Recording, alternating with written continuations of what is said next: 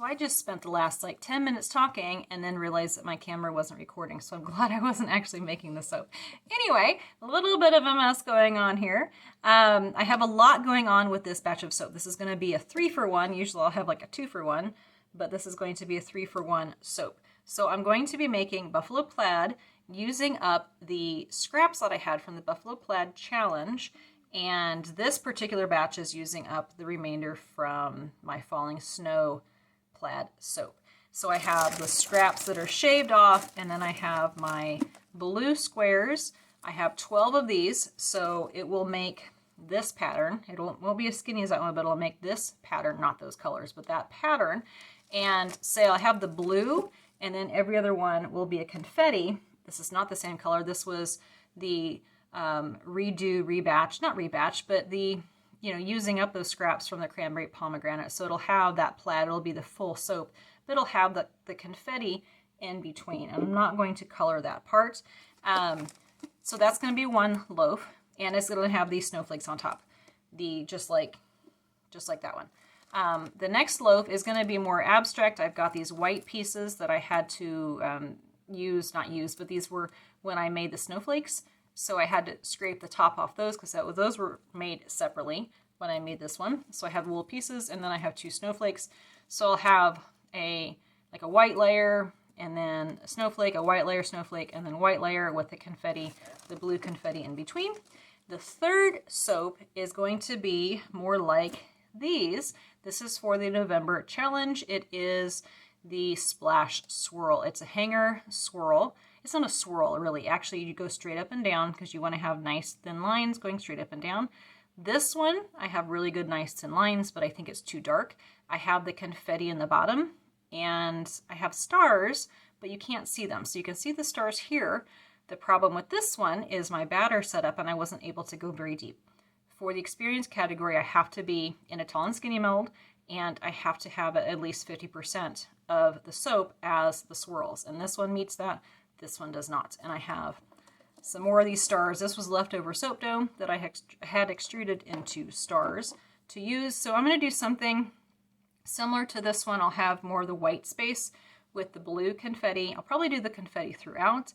And then I really like the bright colors there. So I have Activate Charcoal from Essential Depot, Force of Nature, and Queen for a Day from Nurture Soap. The fragrance I'm going to be using is Twisted Peppermint. I have not used that yet in cold process soap. I've heard it is supposed to behave well. Fingers crossed it does. And the fragrance that I had used for this soap was Eucalyptus Cotton from Brambleberry and Sparkling Mint from Aztec.